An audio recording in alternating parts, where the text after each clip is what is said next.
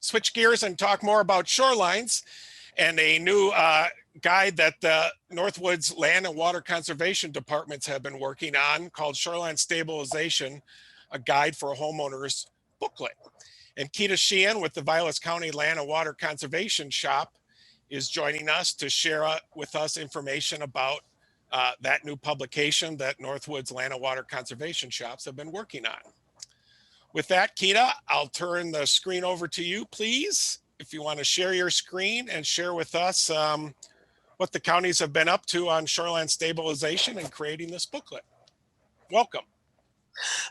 So 2 winters ago, a winter and a half ago, one of my colleagues in the land and water world from another county put out a call to all of us that do this kind of work on shorelines to ask if we had any kind of a pamphlet to explain to landowners what we do. And I guess I should just back up a little bit for those of you who are not familiar with land and water shops.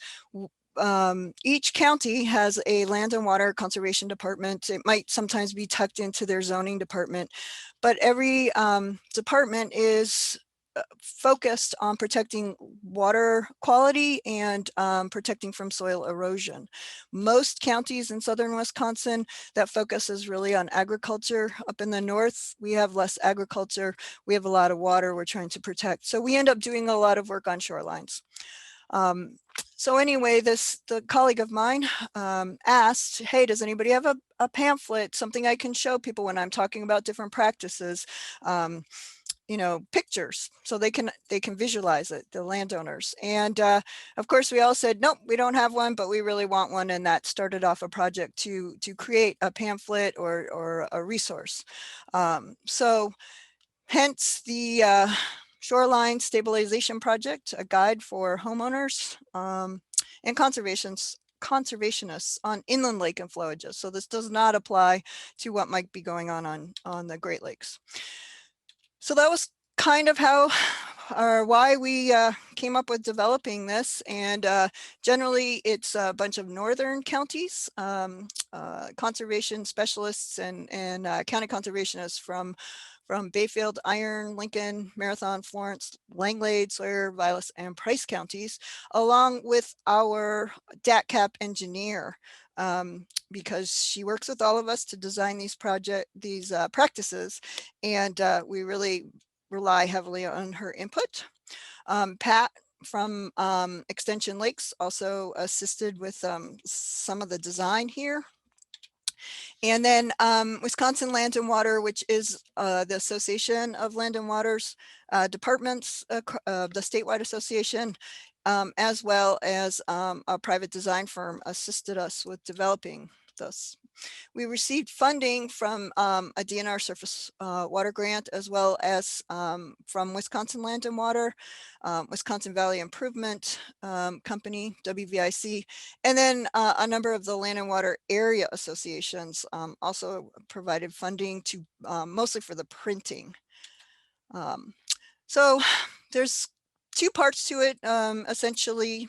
One is figuring out what's going on your shoreline, and this part would be for landowners who might want to look at their shoreline before bringing in a county conservationist to see if there's something that they need to be doing or should be doing. And essentially similar to what you saw before from Alex, you're looking at your shoreline, you're scoring it.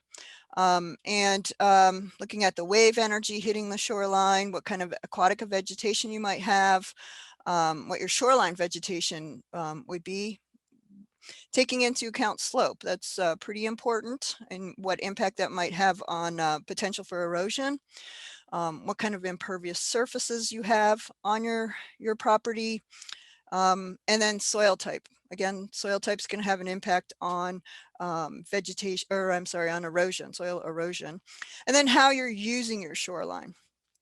And that's going to generate a score of somewhere between 10, less than 10, between 10 and 15 or greater. And that's going to give you some idea of like what you might want to do you know, or need to do to protect your shoreline and your lake water quality. So as I said, looking at things like no-mow, very low impact type of practices. If your score or your shoreline scores 10 or less. If you have moderate erosion impacts, there's some bioengineering practices that can be put in place to protect erosion or protect shorelines from erosion.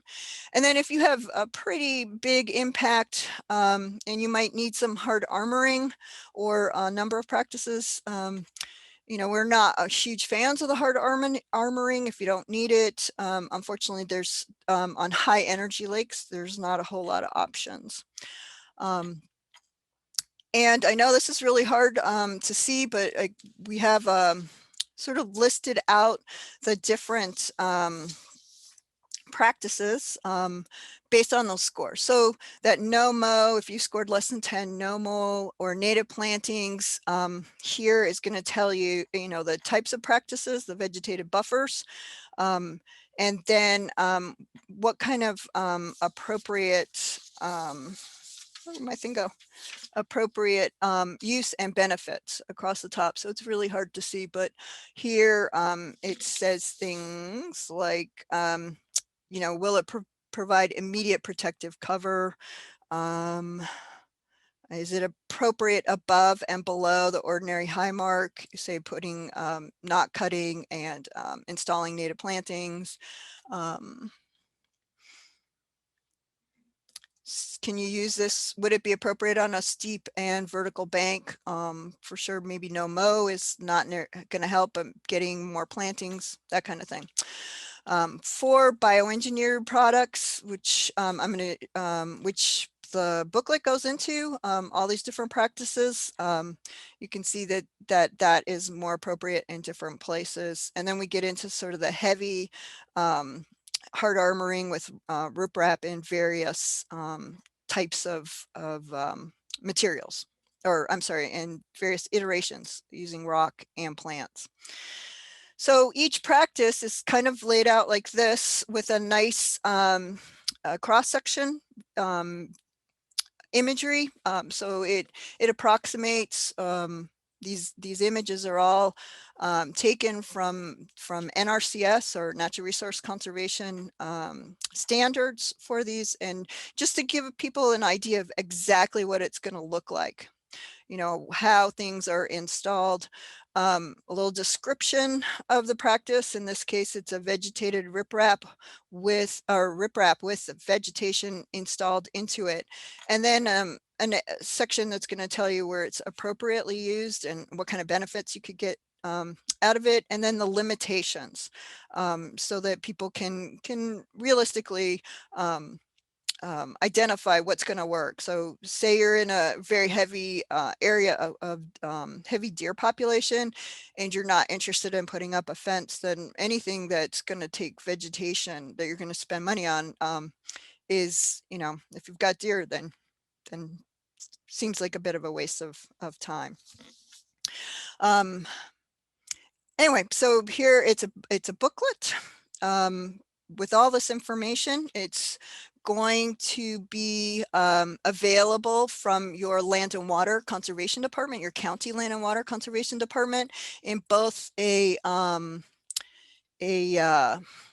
printed version, as well as we'll be putting this on our websites so that you could access as a web version too. Thanks for this publication go to staff from Northern County Land and Water Conservation Department, and especially Stacy Daney, our engineer from DACAP. Without whom all of us would probably be pretty lost.